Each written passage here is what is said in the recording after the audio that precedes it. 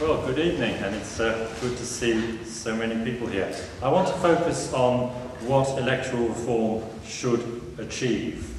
And it's interesting that Sam started this evening by pointing to the constant failure to achieve reform in Jersey. And I believe the main reason for that is that no attention has been paid to the fundamental principles of electoral reform.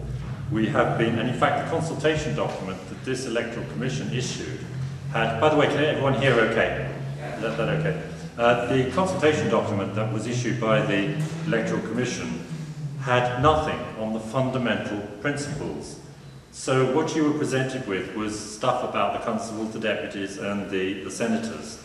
And what happens, of course, is that the whole debate gets totally bogged down into how many of this and how many of that and what size should that be. And we are basically swimming in the fog. And the result of swimming in the fog is that you don't know where you're going and you end up somewhere you haven't the faintest idea where it is. And there is no way of choosing between all these different possible solutions. That's the reason that P72 failed in 2009. There was no clear statement of how this fitted into any priorities for electoral reform. And I fear that the Electoral Commission may go the same way. So what I want to do with this is to beg you to write to them and make 4 points, and I'll go through them one by one. The first is fair votes.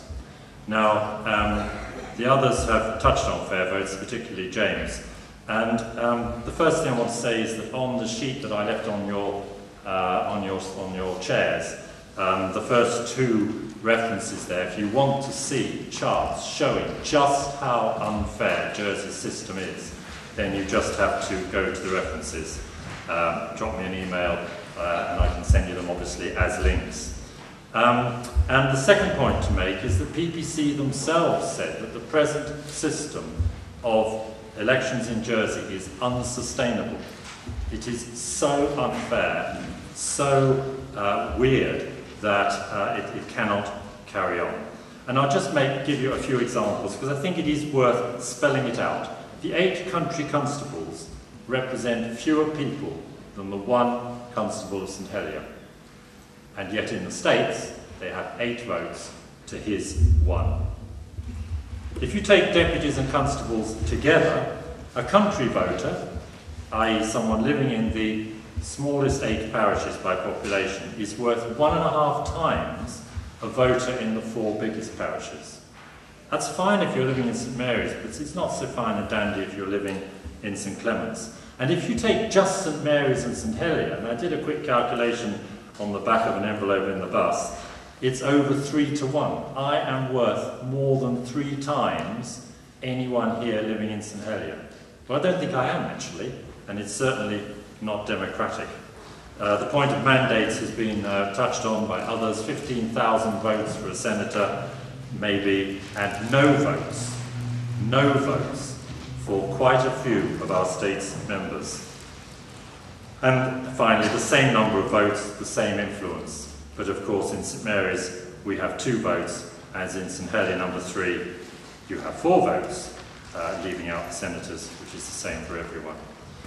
And my second point, that's fair votes, and that's sort of fairly easy to grasp. That's the driver of the Electoral Commission. But I think real votes could be more important.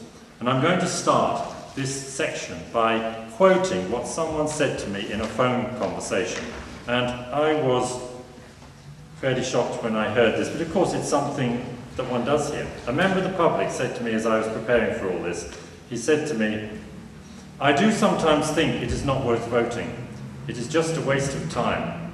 It is not going to make any difference." And then I said to the States, that was not from someone who wants to be put off the electoral process. It was from a politically interested retired worker from the finance industry. And he went on to say, "Many of my friends have come to that conclusion. They do not vote. I still do. I still do." So he's holding on against his better judgment, really, because he knows his vote doesn't make a difference. And that is a scandal. And there are 2 elements that I can think of that would change that. The first is there has to be a link between what happens in the polling booth, you putting a cross against names, And who ends up to be in your government? Who ends up as ministers? And at present, there is no link. So, what's the point? And here are some ways that this could be resolved. I'm not saying, I'm not actually preaching these, I'm just saying these are some ways of doing it. One is to keep the island-wide mandate and the senators, and have a rule that only senators are ministers. That would up the competition, wouldn't it? Because if you can't make the island-wide mandate, you don't become a minister. Now, the problem then is 40, 50, 60 people on the platform, so you would have to have two things happen. One is you would have to control the numbers, and this will be done by you can only stand for senator, i.e. to be a minister, if you've been a deputy already, which would limit the numbers, obviously, who could stand. And the second thing would be to have it every 2 years.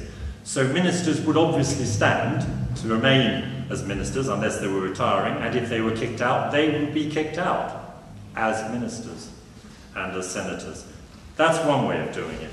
Another way is to have super constituencies, as many people are now advocating, and have the top polling people in each constituency become the ministers.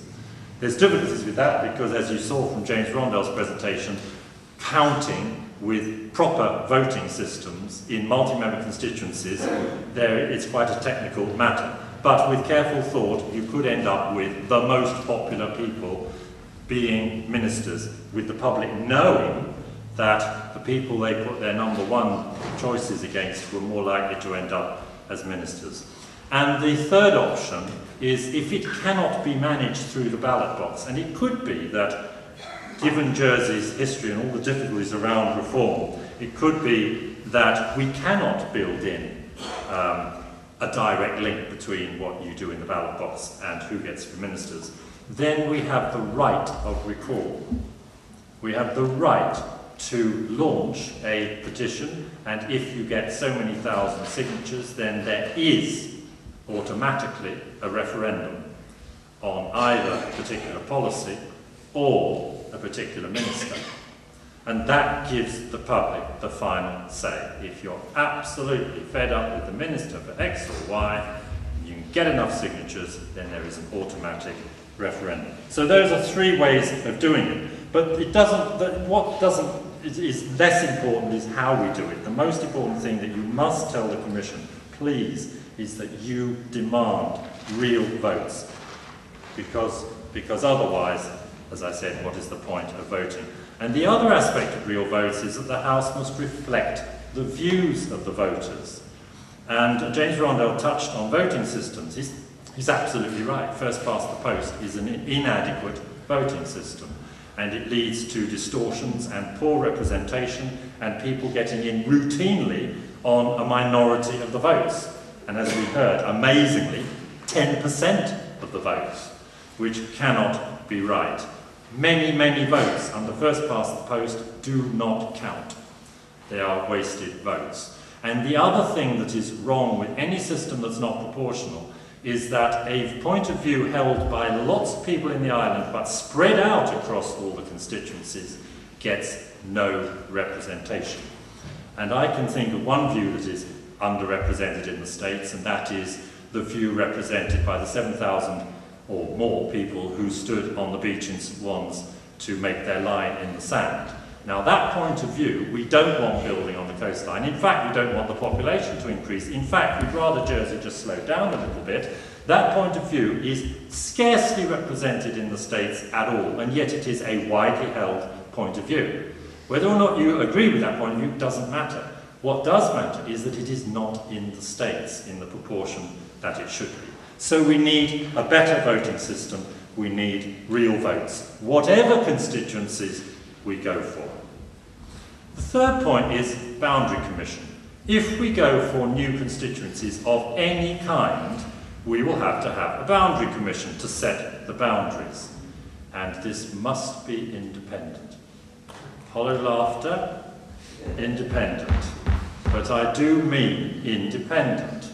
And if you go to the reference I've put on that sheet to how you draw electoral districts from Wikipedia, it is a fascinating glimpse into how those in power can fix districts to make sure that they win. It is quite astonishing what can be done, and I do recommend a glance at that page in Wikipedia and scroll down till you see the maps of how it is done in the USA, that home of democracy. And in, what do they call them, state after state after state, you can see different magical ways of fixing elections to make sure that your party wins. It is shameful, and I do not want Jersey to go there, and the only way to be sure of not going there is to have an absolutely transparent, open and independent boundary commission. So please, write to the Commission with those 3 points: fair votes, real votes, and an independent boundaries commission. And there is a 4th point, which others have touched on, but I want to enlarge on it because it's very important. This commission was set up for the people of Jersey. It was not set up for states members.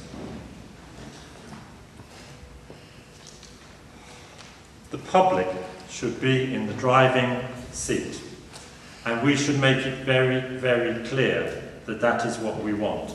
And the alarm bells ring for me when I hear Sir Philip, who is chairman of the Commission, say in a hearing, what we produce must be acceptable to the states. No! What we produce must be acceptable to islanders. The states should take what comes out of the Commission, turn it into a referendum. They have to pass a referendum act. So it goes not, as David Heresy has said in another venue, to the referendum. It doesn't go straight to the referendum, it goes to the states, what comes out of the Commission. And the states then turn it into a referendum. What they should do is take the result of the Commission, put it word for word into the referendum as a question, and out it goes to the referendum. That's what should happen. And what I want to hear from the Electoral Commission chairman is again and again, he should be saying, when we have finished, when we have reported, our proposals must go straight to the referendum. But I don't hear him saying it. I hear him talking about our proposals must be acceptable to the states. And what I can see happening is the proposals going to the states, and then out come the scissors, and out comes the glue, just like with Clothier, and it'll be nitpicked into the long grass. That's what I fear. So the 4th point you should be making: fair votes, real votes, independent boundary commission, and we want to hear loud and clear that their proposals, which they spent hours and hours and hours listening to people about, and we have to trust them a little bit that they might come up with something good, that must not be picked at by the states and taken to bits. Thank you.